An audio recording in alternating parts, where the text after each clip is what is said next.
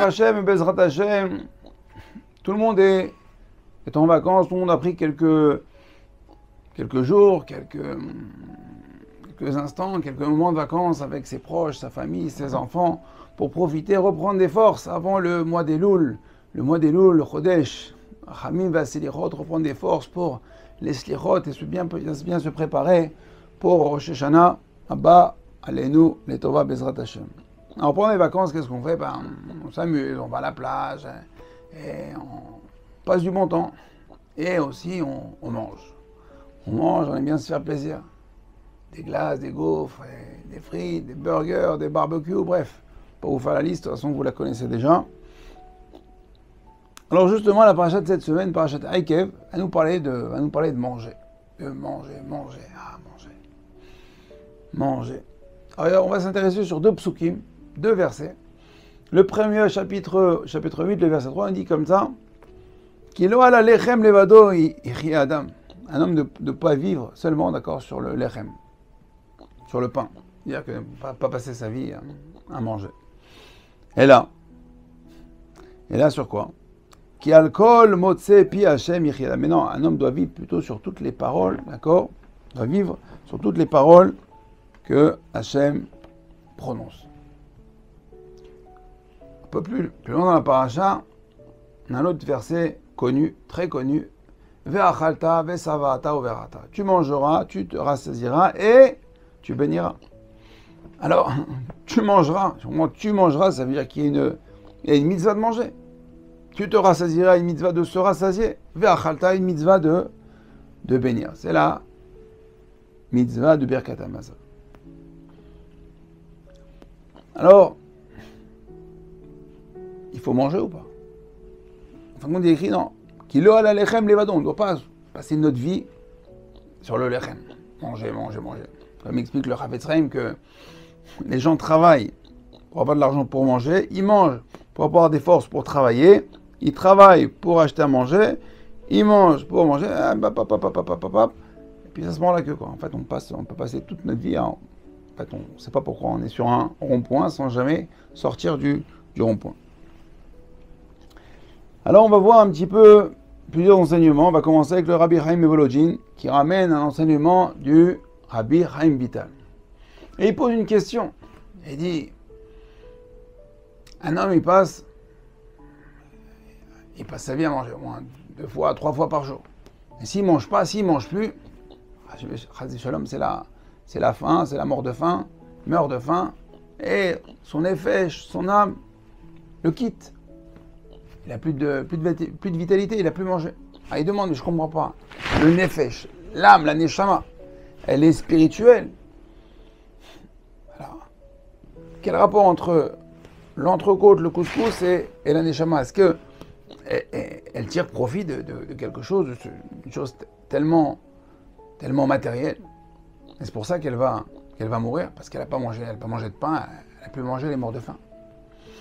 Alors il explique comme ça que lorsque Kadosh Baruch Hu a créé le monde, il a créé avec les paroles, avec la parole. Il a dit que le jour soit, la nuit, le soleil, les étoiles, le végétal, le règne animal, les poissons, les volatiles, l'homme, bref, donc tout ce qu'il a créé, c'est avec la parole. Et lorsqu'il a prononcé, il a proféré ces paroles, il a en même temps donné une vitalité, un kiyum à ces objets, à ces aliments, à ces espèces. Et lorsqu'une bête vit, un arbre pousse, une pomme est là, à l'intérieur, résonne encore la parole d'Akadosh Baruch Hu, la vitalité. Donc tout le kiyum, d'accord, de ces aliments, ces objets, il ne peut exister grâce à la parole d'Akadosh Baruch Hu. Et en fin de compte, quand un homme mange, il ne fait pas que manger. Il ne mange pas que la texture de la pomme, de la pastèque, de la glace. Non, il va manger, il va ingurgiter, à l'intérieur va maintenant commencer à créer un système de tri sélectif. Et là, on va puiser en fin de compte la partie nafshit, la partie kiyumit, la partie où où réside dedans la parole d'Akadosh Baruch Hu. Et de là, elle va puiser son énergie. C'est ça qui va lui donner en fin de compte toute sa vitalité. Et le reste, eh ben, ça va être rejeté. Pour ça qu'entre parenthèses, le Ben Ishraï nous dit que les toilettes, même ici, vous avez mis du super beau carrelage, de la tapisserie, de la moquette, tout ce que vous voulez, de la clim, ça reste un endroit tamé. Pourquoi? Parce que là-bas, on y dépose des choses, en fin de compte, tamées sans utilité, puisque le corps et la neshama ont fait un tri, ils ont pris le bon et on a rejeté là-bas le mauvais. Dans le mauvais, il y a aussi des particules, on va voir, de ce qu'on appelle les clipotes. Il nous dit le Shla Kadosh, ramène un enseignement du Reshit Chochma, il dit que Aochel mitvarim amutarim ve'achilato leshem shamaim, quelqu'un qui mange donc des choses permises et qui les mange leshem shamaim, et bien sur lui va résider le Ruach HaKodesh, la Gdusha, la Tara. Pourquoi? Parce que quand il mange de cette façon-là, et ben ça n'est jamais, elle est néhénite, et donc elle est néhénette, elle va profiter. Donc elle va prendre plus de place dans son corps. Et sur ça, il est dit que tzadik ochel les sauver à nafsho. Un tzadik qui mange, d'accord, pour rassasier son âme. C'est-à-dire quand il mange, il voit l'avocat, il voit, même si c'est un fricassé, dans le fricassé, il va puiser dedans, d'accord, toute la vitalité spirituelle, d'accord, les forces, les particules, ce qu'on appelle peut-être les nitzotzot, d'accord, qui sont enfouies dans ce fricassé, d'accord, pour lui donner des forces, pour la Avodat Hashem. Aïe, aïe, aïe, aïe. Donc c'est une autre façon de voir la glace, l'entrecôte, le steak, le burger que vous allez manger, la pizza. D'accord, il faut essayer d'avoir une bonne kavana. Une bonne kavana, comme ça dit le Harizal, dit que puisque il n'y a rien sur terre ou dedans, il n'est pas. Il dit comme ça, c'est impensable de croire que sur terre, il n'y a rien où la force d'Akadosh Baruch Hu réside à l'intérieur. Donc en fin de compte, chaque chose que voir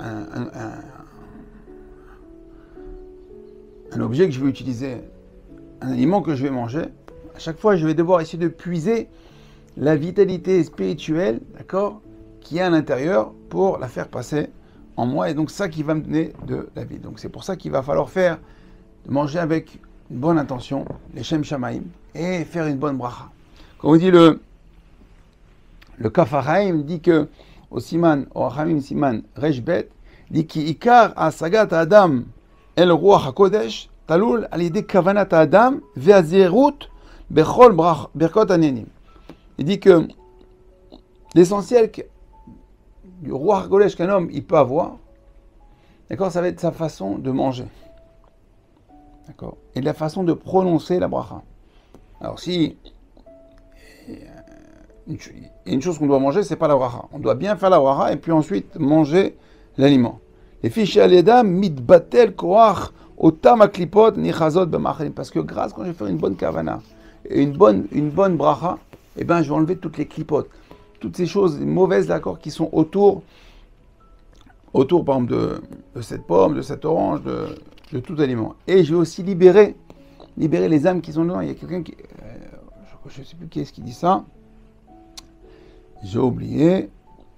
Mais en tout cas, dit comme ça que quand on fait une mauvaise bracha, on vole les âmes. C'est du gezel.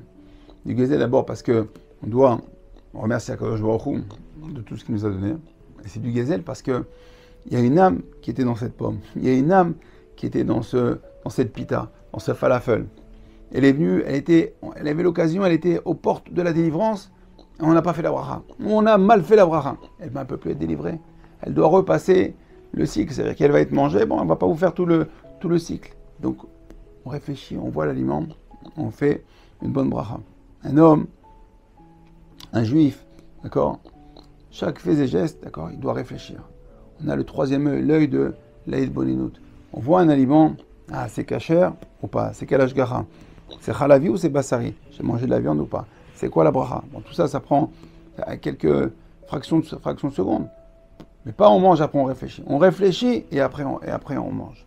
Il dit le Ben Ishraï, En kiddush là, bemkom seuda. Ça c'est une halakha dans le Shabbat que en kiddush, le kiddush ne peut avoir lieu que dans l'endroit où il y a une seuda. Ben Ishra nous dit, fait un jeu de mots qui est en kiddush, on devient que kadosh.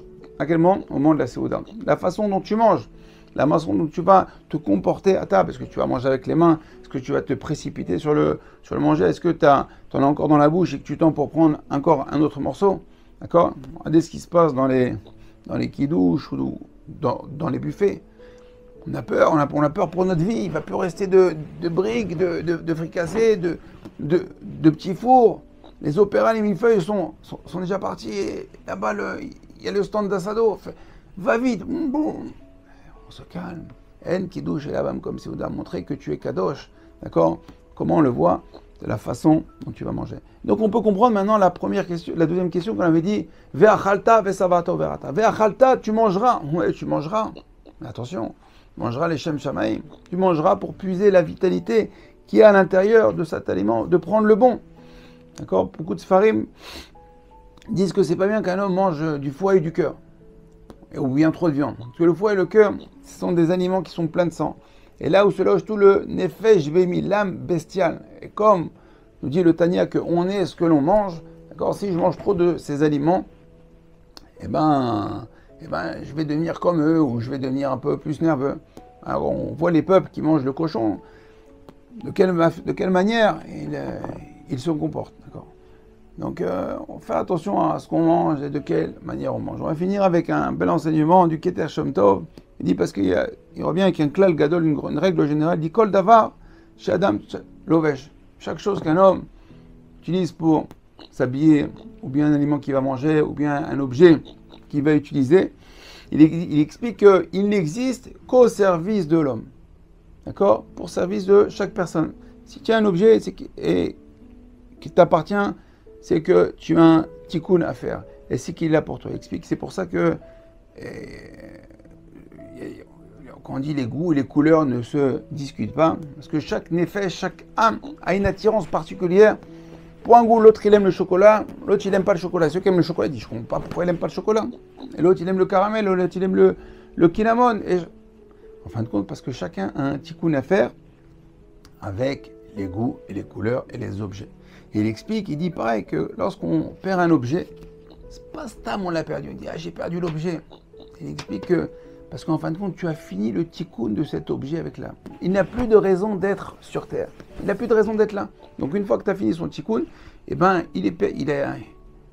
on l'a perdu. Comme on dit un homme, il a perdu son père, il a perdu sa mère, il a perdu son chat, il a perdu son téléphone, il a perdu sa paire de chaussures, il a perdu son pull, son t-shirt, d'accord? Donc c'est pas grave si les enfants reviennent sans, c'est parce que le pull, le t-shirt, le parapluie, il a fini son tikkun.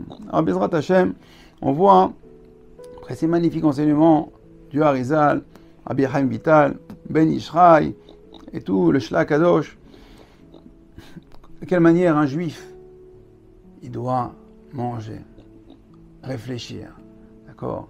Les objets qui nous entourent, à quoi ils nous servent. Alors, ils nous servent d'une part, mais on doit aussi leur rendre service et penser que on est Mekayem. Nous aussi, on accomplit un certain tikkun. Il y a des âmes, on ne sait pas quel, qui, quoi, où, comment. Et là, mais penser que chaque objet a sa place, il est venu dans ce monde pour nous, et nous pour lui, pour le libérer. À Bezrat Hashem, rendons leur service, parce que nous aussi, on ne sait pas comment on finira.